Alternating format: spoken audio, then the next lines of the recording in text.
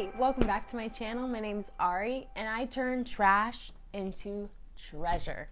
In today's video, I'm taking an old, dusty, dirty medicine cabinet and I'm transforming it into a spice rack for my kitchen.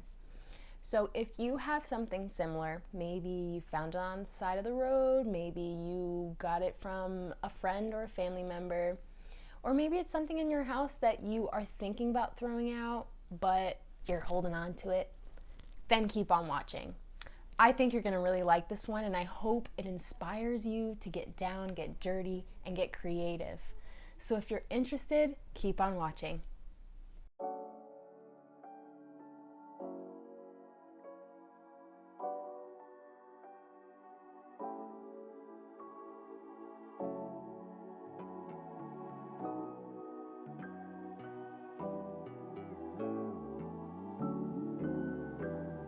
So here's this medicine cabinet that I actually found on the side of the road.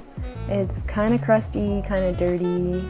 It's in pretty bad shape. So here I am using a straight edge that I actually got from Home Depot to remove any uneven parts, all the crusty boys and gummy boys that were on here. And I just wanted a smooth surface for the primer to stick to. I wanted it to look nice and smooth.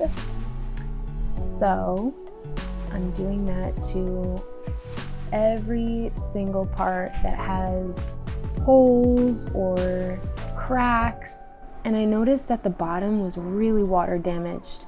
So I took my hammer and I slammed and hacked at it until it popped right off. And I'm gonna replace this part later on with a nice big piece of thick wood. Here I am removing these staples. These were what was attaching the bottom part to the rest of the cabinet, so I didn't need those.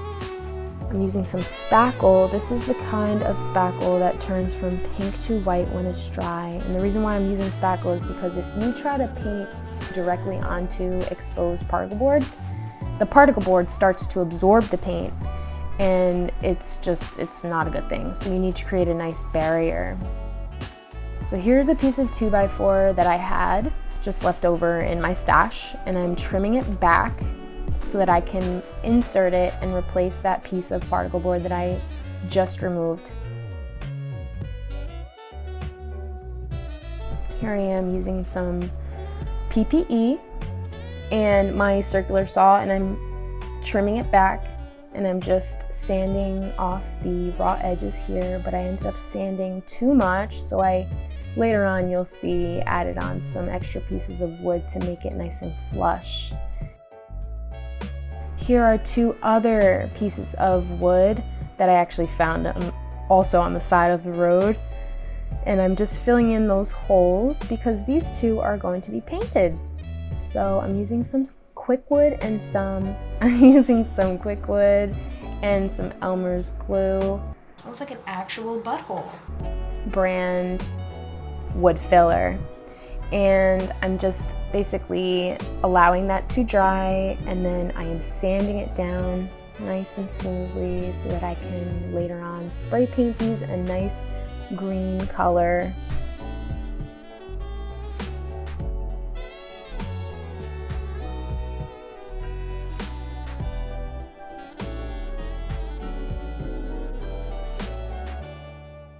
So the spackle is now dry, and I'm doing a dry fit for this wood piece. And as you can see, it's a bit too small. So I'm gonna start by sanding down all of that spackle as best as I could. Doesn't have to be perfect. So the next step is to add some primer. This is just some basic white Valspar primer. I'm using a roller brush, and this is because I like the finish. I like it better than using a brush.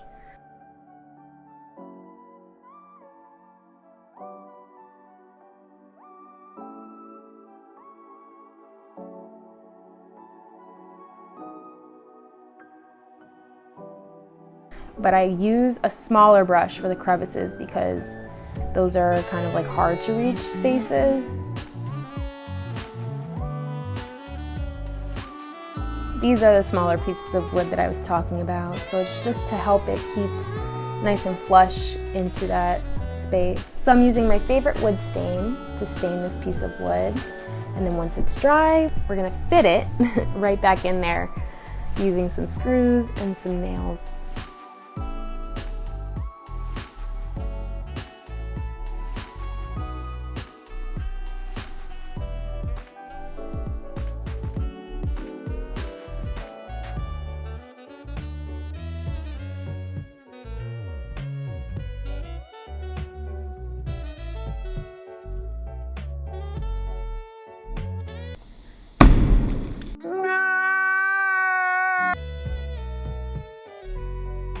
Look how nice that looks next to the white. It's just such a nice contrast.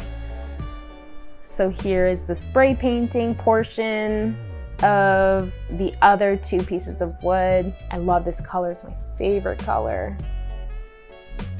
So since I ran out of wood pieces that fit this particular shelf, I'm actually gonna be creating a rope barrier. And it's not only gonna be functional, but it's gonna be a decorative rope barrier. And to help it slide right through that hole, I'm actually tapering it with some tape. And then I'm gonna basically loop it around itself to make it nice and taut. So I trim off the excess, I make it nice and tight, nice and taut, and then I go back in with a second coat of paint. This time I'm actually mixing in some polyurethane into that primer. And I stuck with the primer because I like the white, nice clean white color in contrast or in comparison to the green and the yellow. So the polyurethane just helps it, it's a sealant, so it helps it become more durable and it gives it a nice matte finish. So after that's done drying, I add on the last two barriers. These are for the last two shelves, and I'm screwing them in nice and tight.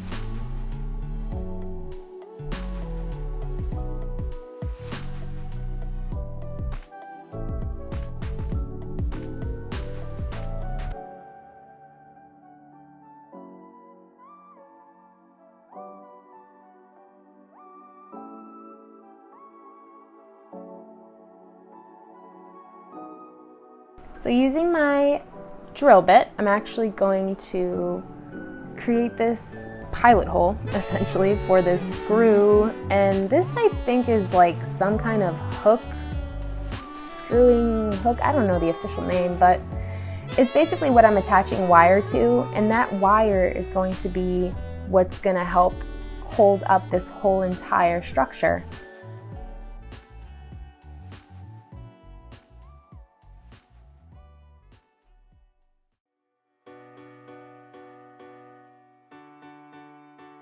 So here is the final product. I'm so happy with it.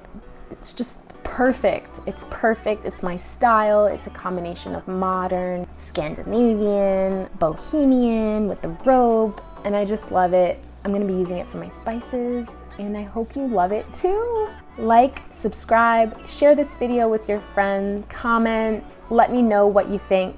Thanks so much for stopping by. Thanks for watching, and I will see you in the next video. Bye.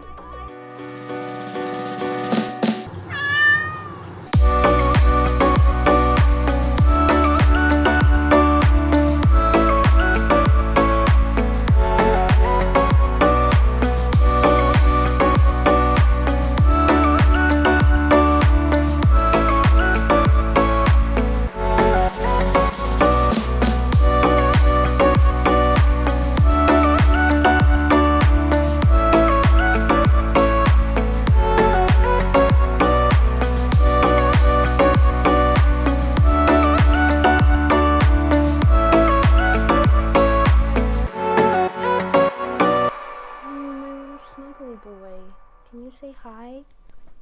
Say meow mix. Meowies. You're not feeling it now, huh? Not feeling it now, Mr. Crumbs. He's not feeling it now, Mr. Crumbs. My name is Ari. What is my name? Creative and to be,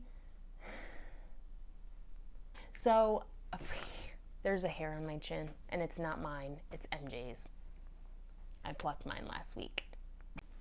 Hey, what's up? The sky, that's what's up. Get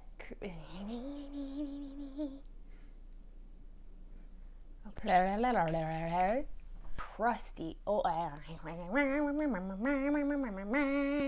okay, I'm ready.